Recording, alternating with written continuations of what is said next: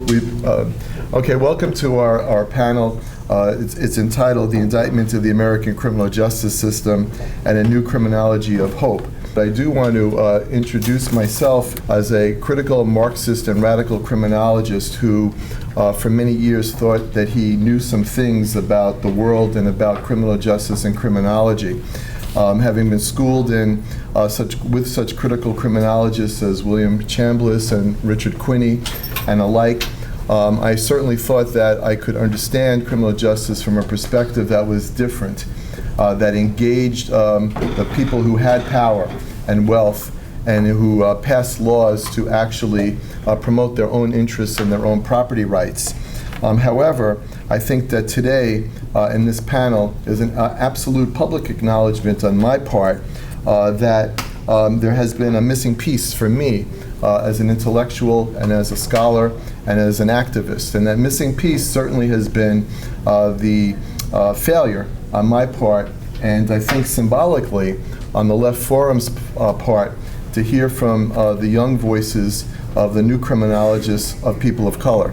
And what this panel, more than anything else, represents is an ability to actually step back and then begin to hear from new criminologists, individuals of color who can bring their perspectives to bear. I mentioned to Joe, who's filming, that I've been attending the Left Forum for probably about 30 years. When it was originally called, I think, and maybe it was called something else before that, the Socialist Scholars Conference, and it was held at the Borough of Manhattan Community College. And I often thought that the one thing that was missing at the Left Forum, and certainly the one thing that was missing on the left, was an acknowledgement and an understanding and empowerment of the young voices of color that can learn and teach from all of us collectively together. So today's panelists, I think we're all going to be quite enriched by what we can hear from them. I'm going to allow each of them in their own way to identify themselves, but I will say one personal thing about each because I know each of them quite well. Whitney, raise your hand, Whitney, over there, is a young woman who is engaged in empowerment actions not only in New York City but in Los Angeles, a passionate optimist, someone who is always engaging young people and trying to empower young people in a major and positive way. Jason, sitting next to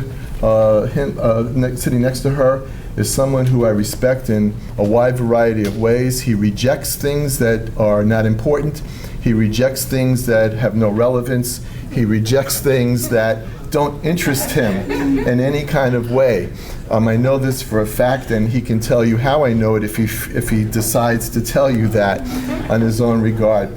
The opposite, though, is true. The things that matter, the things that are relevant, the things that or need to be addressed are the things that sustain him intellectually and emotionally. And I actually have learned much from Jason in terms of seeing his approach to the world. Sean, who's sitting next to Jason, is often very quiet, very reflective, very radical, very active, very confrontative in a way that I respect and in a way that enriches me for knowing him. And I feel honored to actually be on a panel that introduces such young, strong voices of color that speak not only as public criminologists and public intellectuals, but I hope that will represent a new force in the Left Forum in an aggressive, positive, and meaningful way. The contemporary issues that we're facing as far in the criminal justice system in regards to excessive police behavior, excessive force in Ferguson, Baltimore, and in inner cities throughout the nation, it kind of brings me to an article that I recently read. It's called The Emergence of the Shadow Carceral State by Beckett and Merikawa.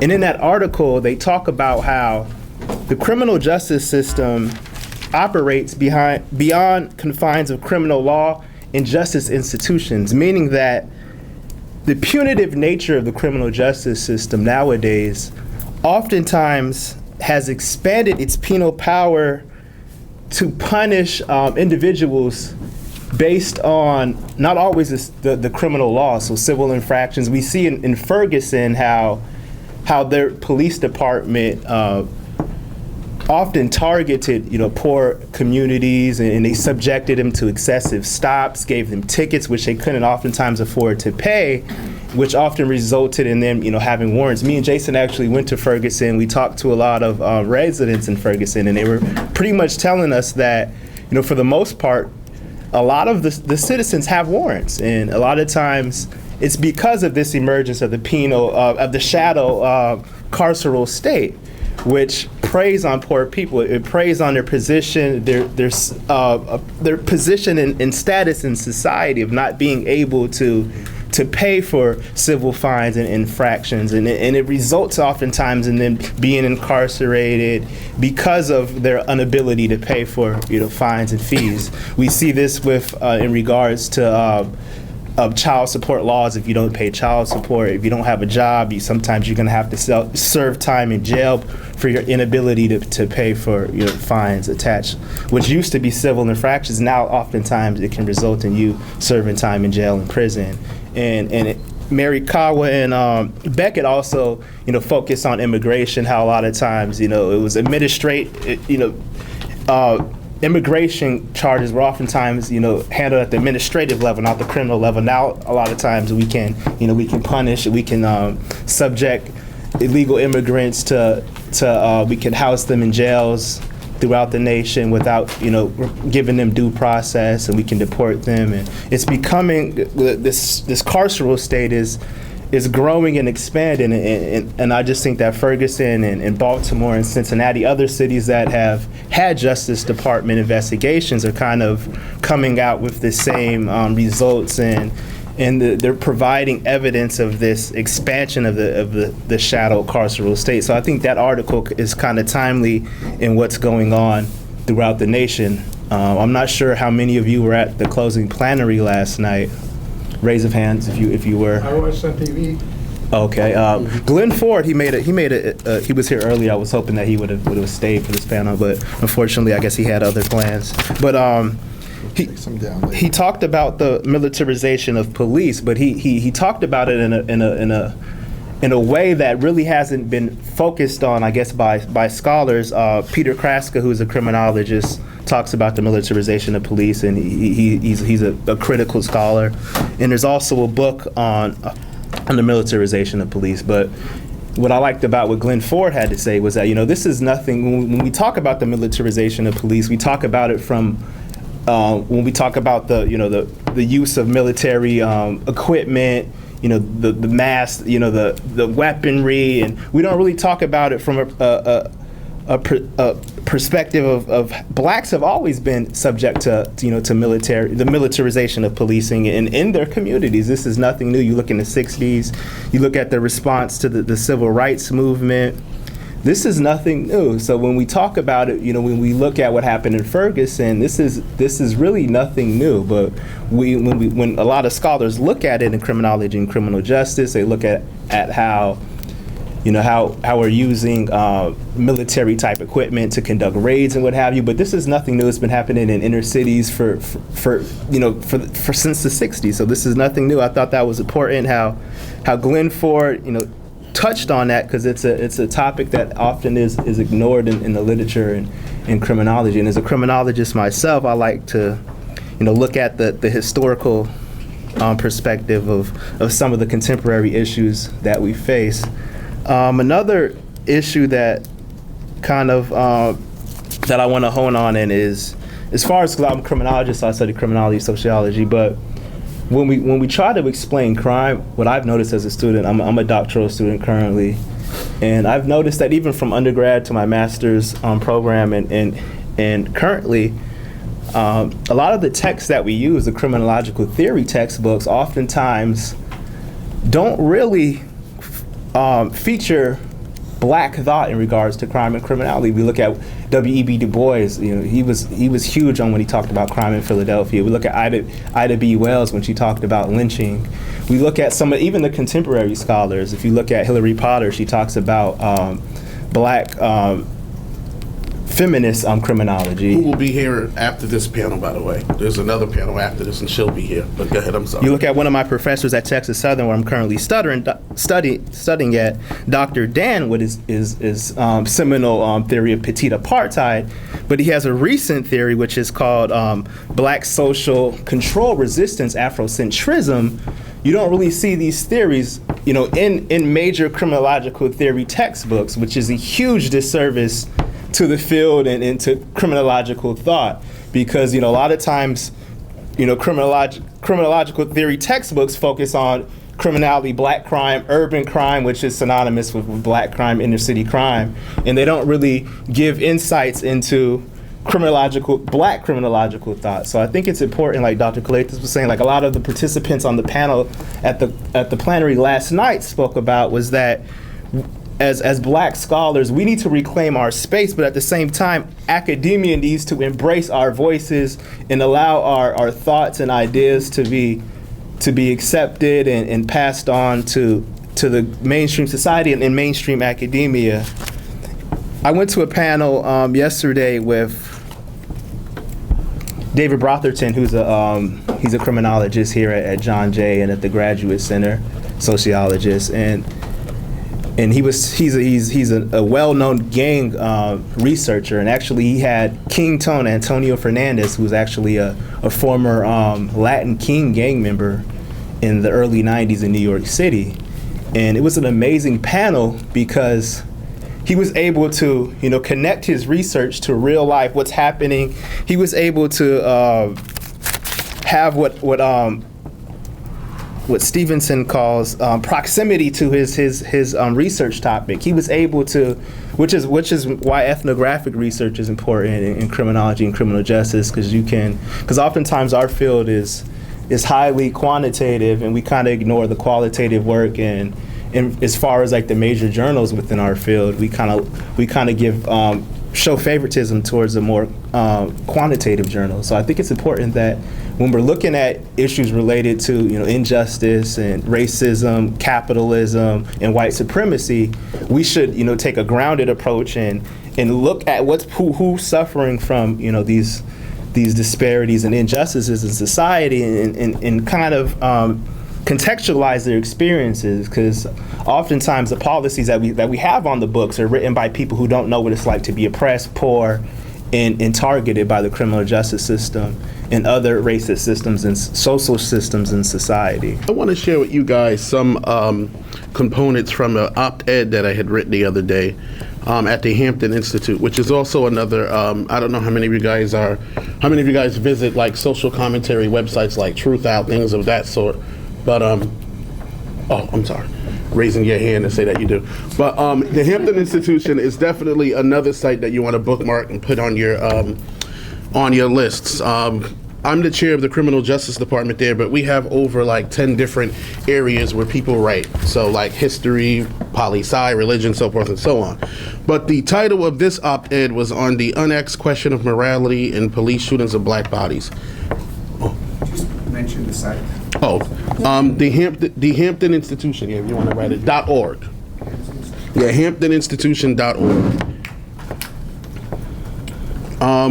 So the title again, on the unasked question of morality in police shootings of black bodies. I think specifically on the left, and this is not only within criminology, but just within, leftist politics, right, discourses. I think there definitely needs to be some sort of paradigm shift in terms of how we contextualize the criminal justice system, because frankly, I think we need to speak more as to the illegitimacy of this system, because it's not really a system of justice, right? I mean, any system of justice that perpetuates inequality doesn't deserve to be associated with the true definition or the true essence of what justice is. So I want to just read the first paragraph just to open it up. I wrote, in the past year, much has happened regarding police shootings of black bodies. And the majority of these shootings, as we know, go unpunished. They go unpunished due to defensive statements such as, I follow procedure, right? And then very recently in Lyndhurst, New Jersey, 5 minutes away from me, a black male was shot, killed in the library of all places, where there were children. But But these defensive statements, such as "I follow procedures" or "I feared for my life," they're easily justifiable to the American public. But always seem to be applied in instances where black bodies are being shot, right? Yet we as a society do very little to contextualize the impact such defensive statements have on our collective consciousness and morality. So the whole entire purpose of this op-ed was to sort of look at the criminal justice system from a moralistic framework. Thus morality, to many on the margins, those who are mostly impacted by this, right, is non-existent at the foundation of the criminal justice system in many of the laws that govern society, specifically the laws that disproportionately target the poor, right? And yesterday I was at another panel and somebody asked the question of intersectionality, which probably should have been a question of intercontextuality, because although we often speak widely on, black bodies being shot and things of that sort, I think it's important too to give voice to Appalachia, right? And how they are governed, because how poor whites are governed, right? I think part of capitalism it sort of exists within its framework that the others have to be governed, right? And so we need to speak more on this intercontextuality. I think this is another way to bring more people into our collective consciousness in terms of understanding that this system is truly illegitimate. I mean, you were targeted as well. For example, the war on drugs. Historically, it has targeted people of color, but now increasingly whites too are being sent to prison for decades. Especially with the meth thing happening now in Middle America, for example. They're being targeted in that framework. So we need to attack the system from a moralistic framework. I think this is the only way, to really sort of open up the minds and consciousness of others, right? Because most of the time we're stuck in this sort of legality of justice, right? So just let it go through the machine and, justice will be served. The jury will hear it, right? A judge will rule, so forth and so on. But what we consistently are finding is that the outcome is not a moral outcome.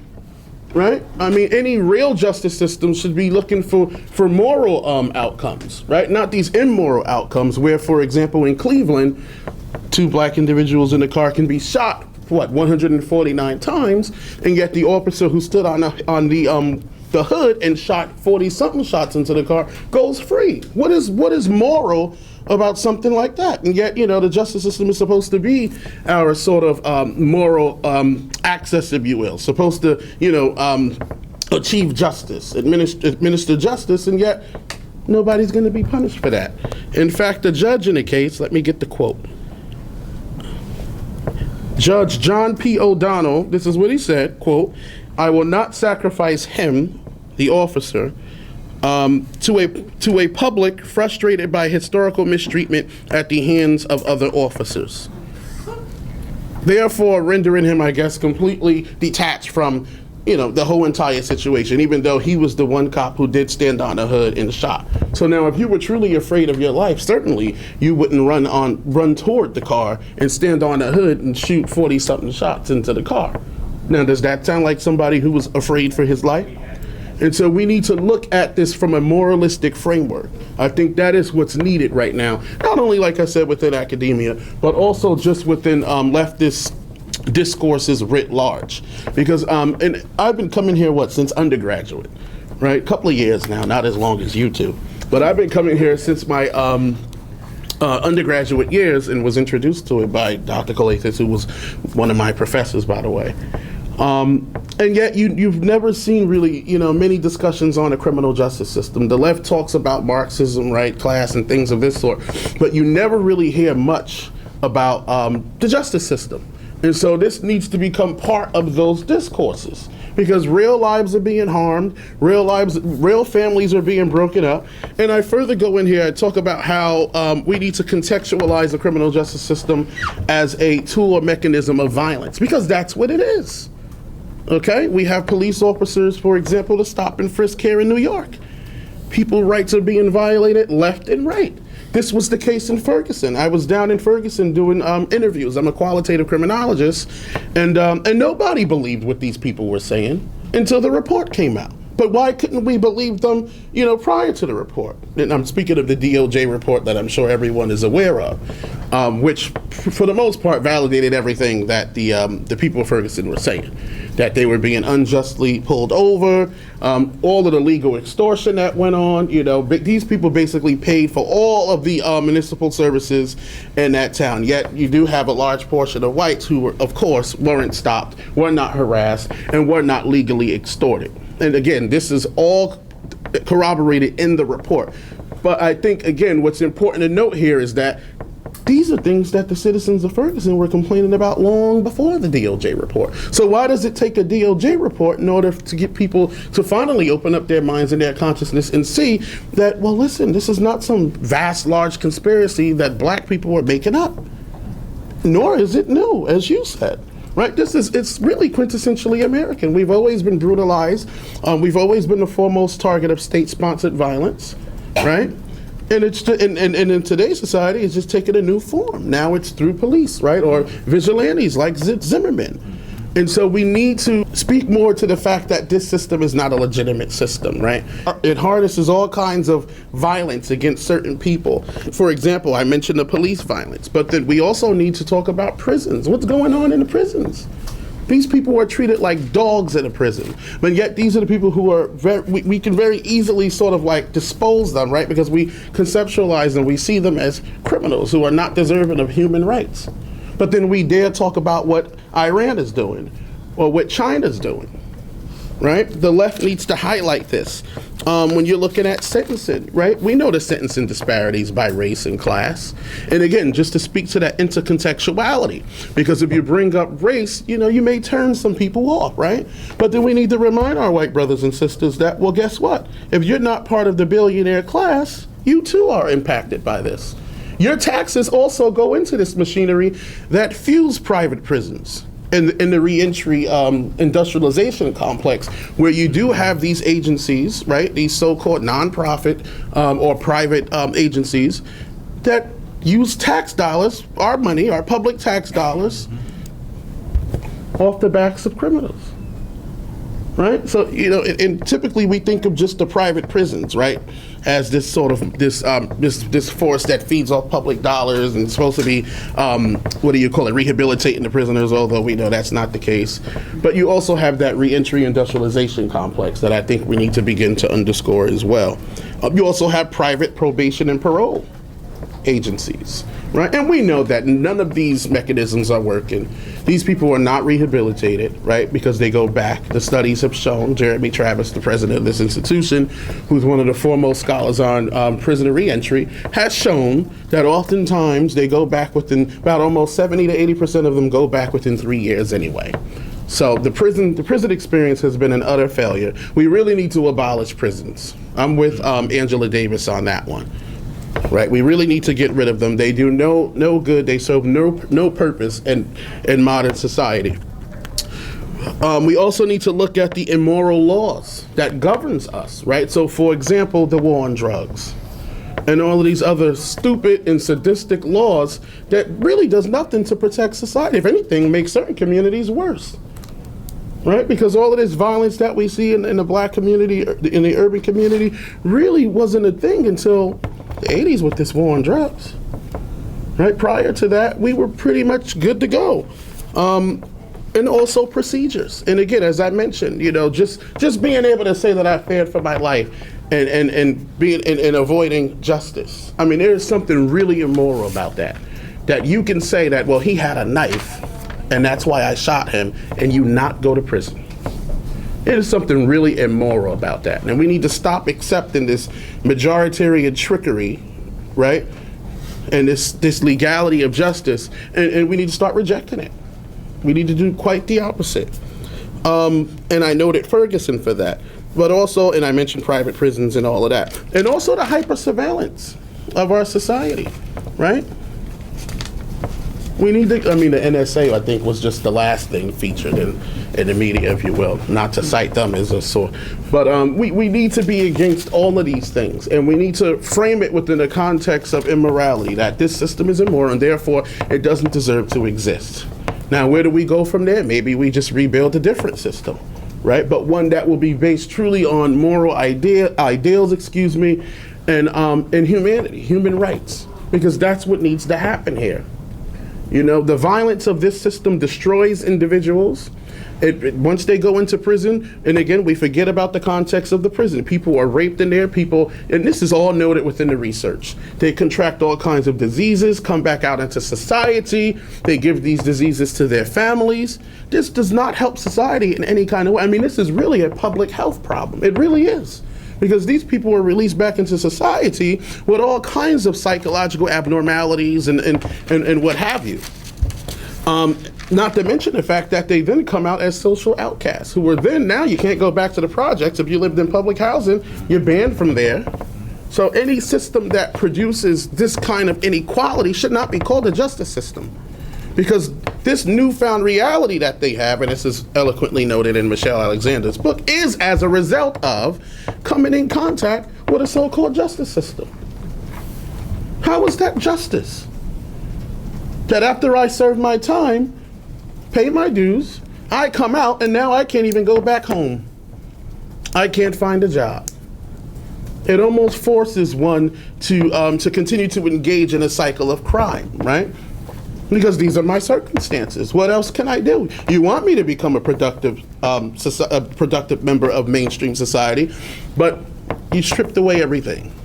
And then, you know, God forbid they're black or Latino or any of their minority classes, because then this just further complicates their reality and existence. And so we need to look at, excuse me, we need to look at these acts of violence for what they are. Let's not even talk about the impact this has on children, how it predisposes juveniles to crime. Because if you're taking mommy and daddy out of the house, well, what are they to do? Yet the right often argues family values and, you know, all this other hogwash. But for some reason, they can't seem to see how the immorality of this system, right, induces people into a state of poverty, hopelessness, and therefore Baltimore's and Ferguson's, right? And I know historically, we often look at the males being taken out of the home, but this is now increasingly impacting women as well, particularly women of color, with black women leading the way. And what this does is it destroys families, and a so-called justice system that destroys families ought not be called the justice system. So I hope that's enough to sort of engage you, you know, when we move on to our discussion portion of the panel. But there needs to be a large-scale movement, and I think we're doing that in some way, right? When you look at Ferguson, you look at Baltimore, and I've been at pretty much all of these demonstrations. I'll be down in Maryland next week. But when you look at some of the signs, some of the, you know, I don't want to call it rhetoric, but when you look at some of the chants and things of that sort, they are starting to contextualize the system in this kind of way, right? That it's immoral and that it's not legitimate, and therefore we should just outright reject it. And everything that's attached to it, that's including prisons, right? Even these re-entry programs that make money, just like private prisons, off so-called criminals, and does nothing to rehabilitate them, because in capitalism, what do you have to do? You want to ensure profit. So certainly, I'm not going to rehabilitate you, because I want you to go back out there and come back tomorrow if you can, right? That's the only way I'm going to make money, if you come back tomorrow, or even an hour after I release you. And so the moral compass is lost. It doesn't exist. I don't really know if it had ever existed, frankly, right? Because the criminal justice system for black people started in slavery. So these killings, you know, this slogan, Black Lives Matter, is not something that is essentially contemporary. This has always, in fact, it started on the slave ships, right? So this didn't begin with Mike Brown and Vanderet Myers and Rakia Boyd. You know, again, there's this emphasis on black males, but black women too have been increasingly victims of this kind of violence. But we need to again remind people that it didn't start today. This has been a long-standing and essentially an American thing, right? But I'm just happy to see that, you know, there is this sort of movement going, right? There is some momentum. People are waking up, including a lot of mainstreamers, right? I work in the criminal justice department, and I had one of my colleagues said, I didn't hear it, he said it to someone else, but when they were out here protesting the Eric Gardner situation, again, another case that should shock the moral consciousness of anybody. We saw this man murdered this Gardner on tape, and yet the so-called justice system You know, it completely failed us there. But anywho, he said something to the effect that, I wonder why there are a lot of white people out there. Yeah, one of my colleagues. Yeah. As Sean said, criminology and criminal justice departments they tend to be really conservative, some of them. Luckily for me, with my undergraduate and master's, I had Dr. Calathis, so I didn't have to go through much of that. But around the country, they tend to be really conservative for the most part. In fact, my first time coming here and sitting on a panel, some people couldn't believe it. They were like, criminal justice, what?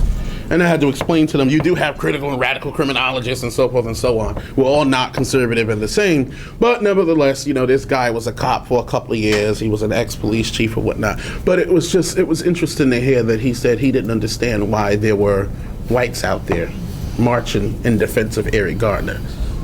Incredible. I mean, it's something that you almost don't even have a response to. You know, it's like, what? You know, but it's a new age, so I'm happy to see that there is some momentum, that people are marching, and that, you know, many times the crowds are largely filled with mainstream bodies. And so that's a really good thing.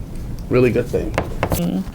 And I'm gonna be really transparent. I'm not a criminologist. I don't consider myself a criminologist. I'm just a black girl from the Bronx, really. That's like what I like to tell people. Like, I think most of my knowledge and wisdom has been like passed down from people that I grew up around in my neighborhood, young folks that I work with. That's actually my dad at the end. So I learned a lot from him too. No, Sean is just my friend. The guy all the way at the end is my dad. And so there's like 5 really quick points I want to make, but I just want to like be really upfront with, I don't consider myself a criminologist or an academic. So the first point is I wanted to do some like locating for us. You know, I think a lot of people I've heard have opinions about the Left Forum being held at John Jay.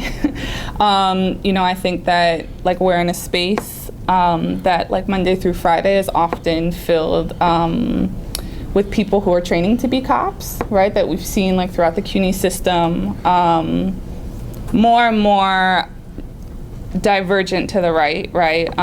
More and more processes of privatization. I think over the past 15 years, the amount of people who are working class, black and brown from New York City has actually decreased. We are like all sitting, living, breathing in like a settler state. That this is stolen land, land that has like a long history before any sky rises were built. So just to understand that like where we are has many layers of dispossession.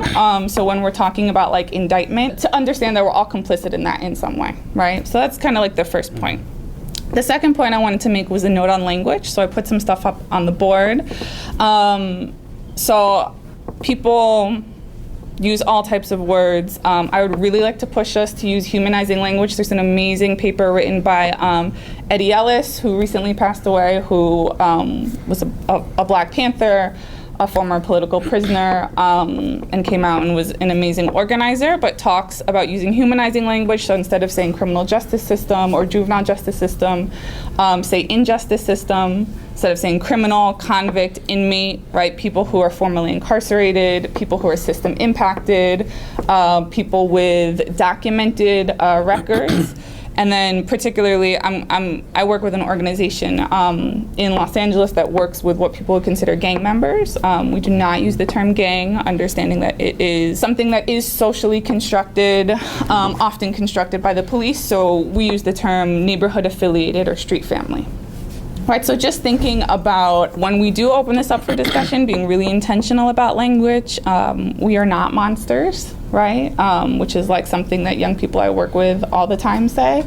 And I will have to push back on Jason that it's also important not to pathologize people who are system impacted. I know plenty of people who have diseases, who have, you know, emotional issues, and who have been raped who are not in prison, right? So not to understand that like, people who are behind bars are coming and like, you know, creating like havoc and are pathologized by a system because this is a system that we're all affected by, whether we've spent time behind bars or not. I'm going to talk really specifically about an organization called the Youth Justice Coalition, which is located in South Los Angeles. Has anyone been to South LA?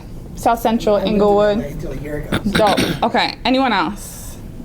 Anyone else? Okay, long ago. So, you know, if you have any questions about the context, like shoot up your hand, you know, feel free, jump in, whatever, if something doesn't make sense. But we're an organization that does a whole bunch of things. We were started about 13 years ago, and we work primarily, all of the people who run the organization, who are a part of it, are system impacted, and we work with young people who are also system impacted. So we do direct action organizing, we do court support, we have a school called Free LA High School, which stands for Fighting for the Revolution to Educate and Empower Los Angeles. And we're a school that's predominantly for young people who are coming home from lockup. And we're also a school that is committed to dismantling the school to jail track. So we don't have any security officers. We don't have any metal detectors. We do not expel. We do not suspend. We have no type of punitive system in our school. Instead, we have like a peace builder who's like an OG in the neighborhood, somebody who, what we call a liberated lifer, so who spent many years being locked up and is now back in the community using his wisdom, right, to build peace in the street and in our school. And all of our curriculum is tailored to and around community organizing. Right, so when we're talking about, and I'll talk about this a little bit more in a little bit, but when we talk about hope, right, like thinking about models that are really divesting from a system and building something new, and hold on, I'm gonna get to you in 1 second, and trying to create like really viable alternatives. Does the school have any official recognition? Yeah, I mean, we award high school diplomas, so it's a continuation school. We're 16 through 24 years old. It isn't a GED program, so it's a charter school, which often means as a charter that's continuation that is for people who are system impacted. We're like desperately underfunded.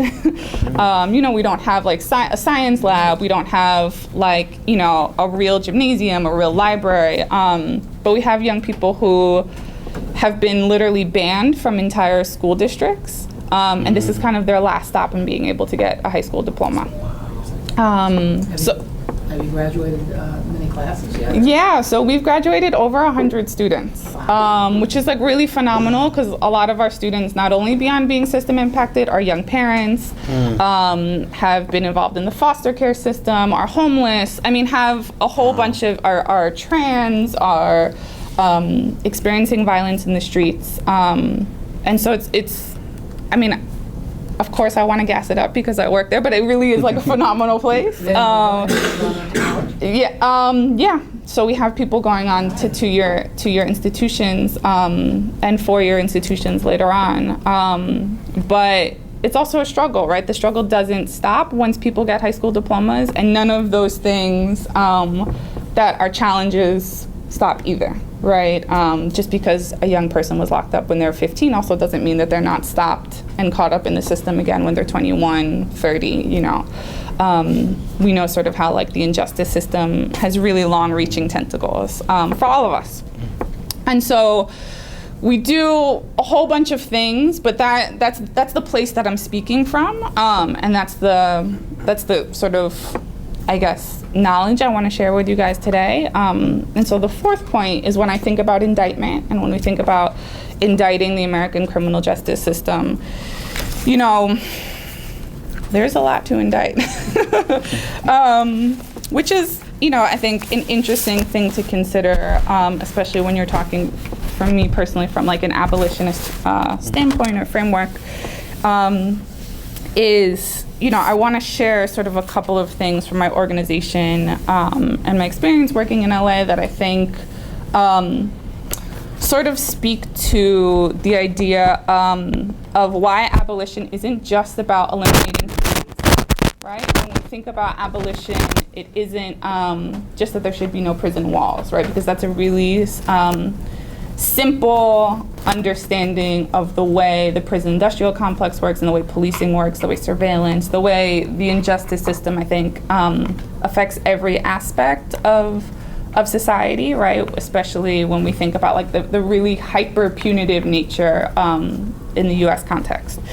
So again, these are like just almost like little vignettes. I'm sure like all of you guys also have like examples and personal knowledge that can like contribute to the conversation that we would love to hear. So the first is, you know, in LA County, first of all, in the state of California, in the past 30 years, 22 new prisons have been built and only 3 universities. So California, and I think specifically for my organization, particularly Los Angeles, we think about if we free LA, then we free the rest of the country, right? Because not only is California addicted to incarceration, but over 75% of the state's prisons are filled with people from LA. New York, obviously, 7 neighborhood study that was actually, you know, begun by Eddie Ellis that showed that 80% of the prison population upstate comes from like 7 zip codes that are all based in New York City. So very similar in California state. California also used to be number 1 in public education. It is now number 50. So like a really dire situation, and LA law enforcement, LAPD, and also, you know, there's the city of LA, there's also the county, which has a whole bunch of different, almost like patchwork police departments, if anyone knows anything about sort of like the massive geographic nature of LA County, that LAPD and the sheriffs of LA County actually end up exporting a lot of their tactics to other parts of the country and other parts of the world. So being able to also think about it as a hub for like the punishment industry. So recently, my organization did, we have a research component to our work, and we did a report that found that since the year 2000, over 600 people have been killed by law enforcement in LA County.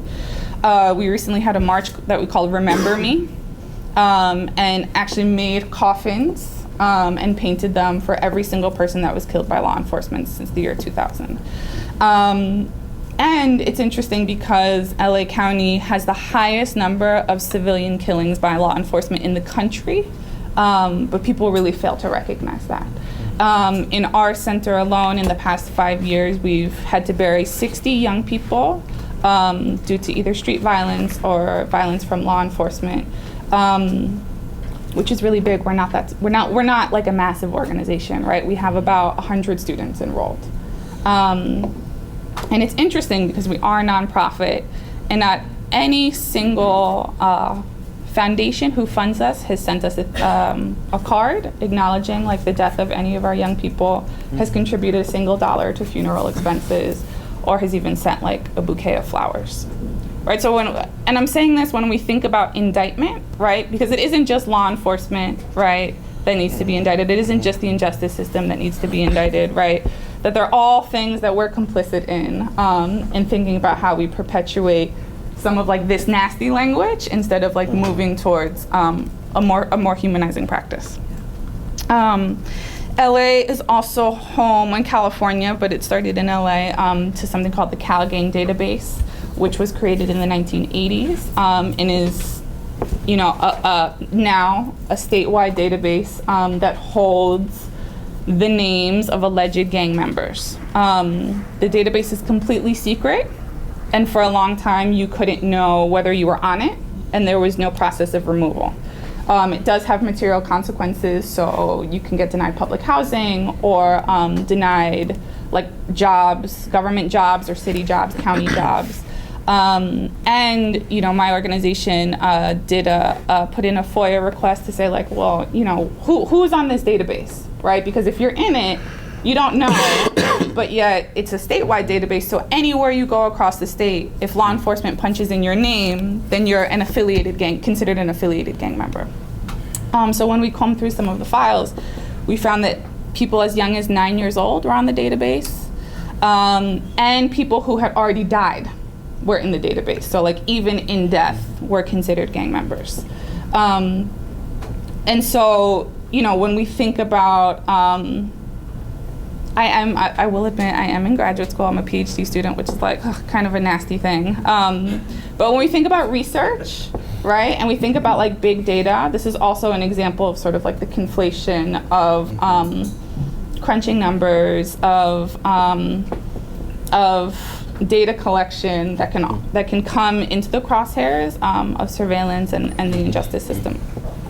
LA is also home to the birth of gang injunctions. So gang injunctions are essentially civil suits that a city or a county can put against people that they think are gang members. And so police will say, okay, this area is really high crime, and all the people in that back row are considered gang members. Maybe we know this because they're on the database.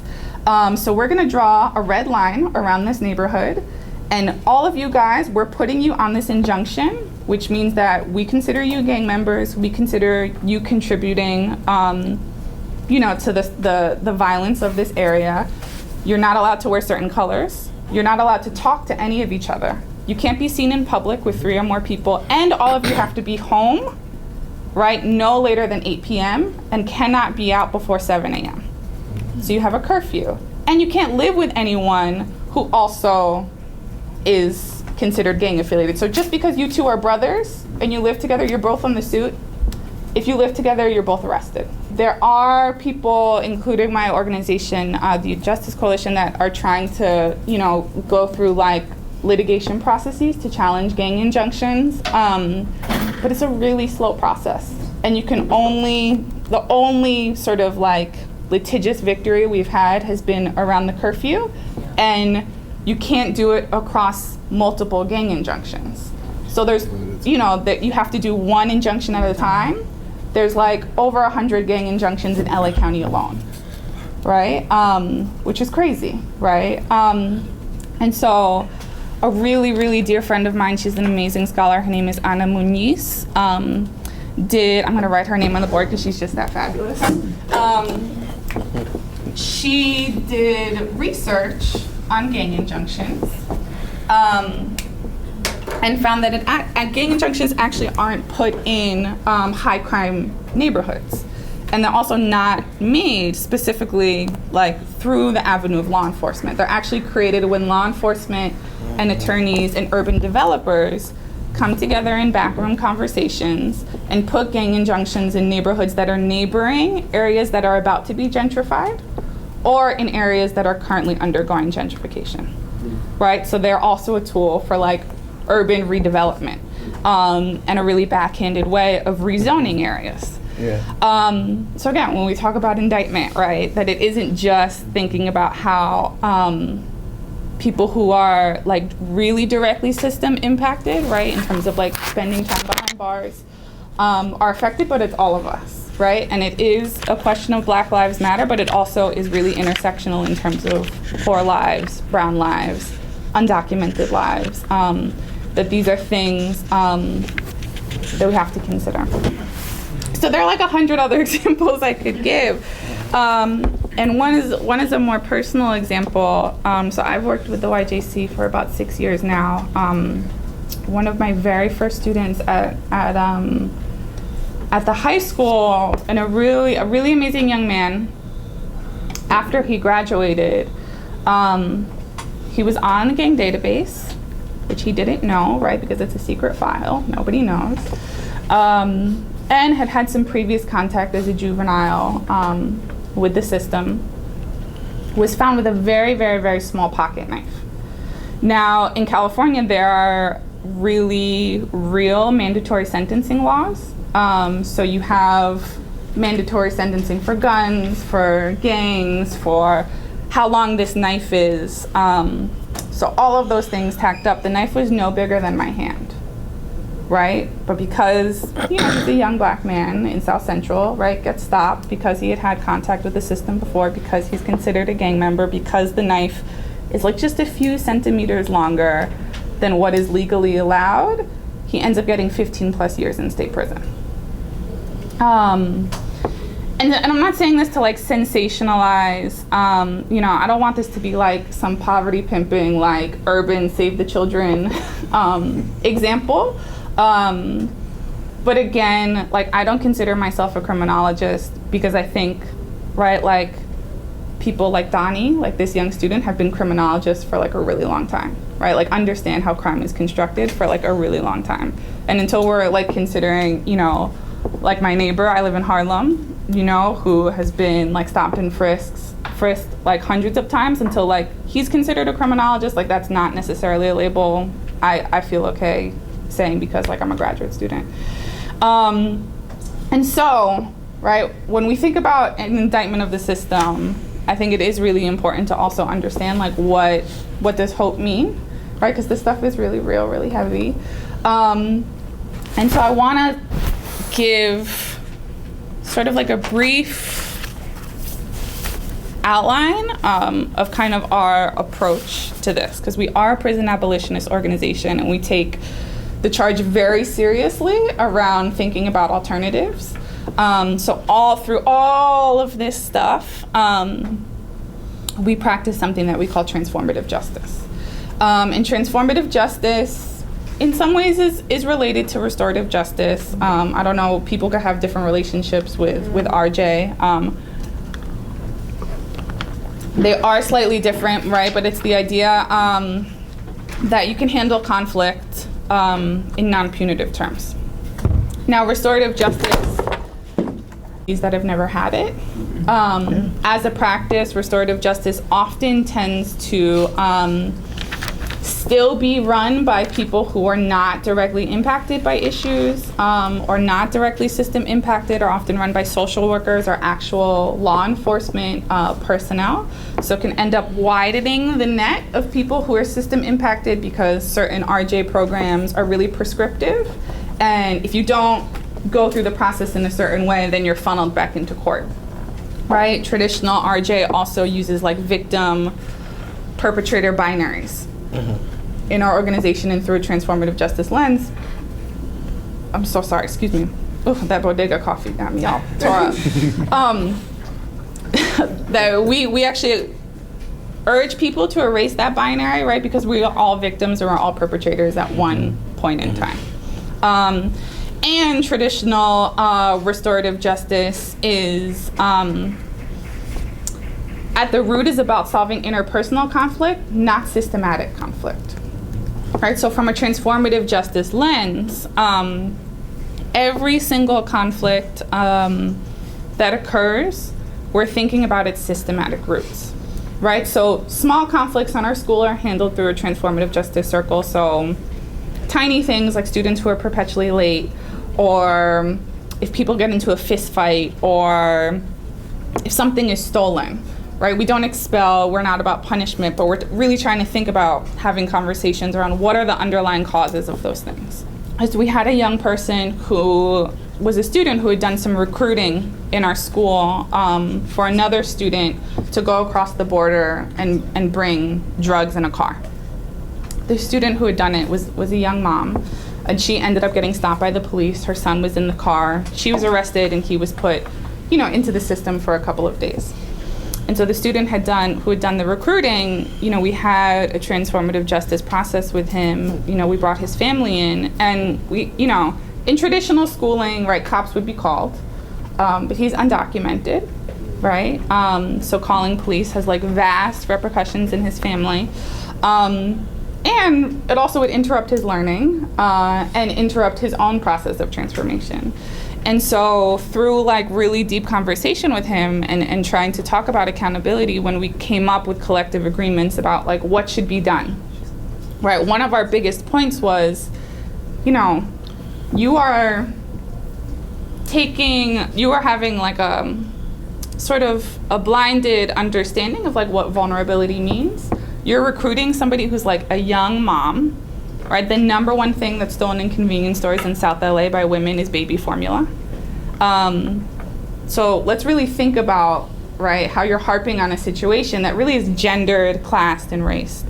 And so what you have to do in order to make amends, in order to repair the harm, is you have to, financially give a contribution to support this child for the next 6 months, right? You have to help this mom out financially. You have to volunteer at a hospital where young women give birth to babies who are drug addicted. We also have to support us when we do outreach in the women's prisons, right? To understand actually what it means to be a woman locked up behind bars. So really thinking about how can we solve conflict in ways that are deeper than just on an interpersonal level. And so how that kind of translates into our larger scale work is, you know, when you talk about prison abolition, when you talk about, I think like imagination, Robin Kelley has a great book, Dream something, something, something, but it has Black radical imagination in it. And part of what he talks about, or radical Black, whatever, it has the word imagination in it. And part of what he talks about is how do you not measure social movements by if they accomplished what they set out to do, right? What their initial goals were. Because if we measured social movements by that, then every social movement is a failure. Because we never really accomplished what we set out to do, which, you know, I think isn't a testament to our hard work. It's a testament, right, to like the deep corruption of like the society that we live in. But how do we start measuring social movements by how big and beautiful and creative their dreams of a new world are, right? So how do we start thinking about it through that lens? And then in that ways, like there are tons of social movements that have been incredibly successful. So part of our dream is bringing like really real material changes to LA County, but also into sort of thinking about what does justice reinvestment look like. We did some research and said, okay, how much money goes into locking young people up? So we did the budget of the prosecutor, of probation, of the court system, juvenile court system, and all the county lockups for young people. It's a lot of money. And we found that 1% of that, it's $100 million. It's 1%. It's just 1%. Instead of locking young people up, can we redirect 1% into youth development? Right, that this is what transformative justice looks like. So with $100 million, you can open 50 youth centers, have 500 full-time peace builders and intervention workers, and have 25,000 youth jobs, all on $100 million with just 1%. I really want to like beg us and challenge us to think about like really concretized ways of being imaginative, right? Of having radical dreams, and also like divesting from a system that we all know isn't working from us. We can get so consumed with holding a system accountable that will never hold us accountable that we leave like no time to actually practice any alternatives or to like work on building radical and collective dreams. So I'm gonna shut up, that was a lot. I don't know if anyone else wants to add anything, but I think we want to open it up if you have questions or discussion. But thank you all. That was a lot of listening. Yeah, I certainly want to thank Sean, Jason, and Whitney for their wonderful contributions this morning.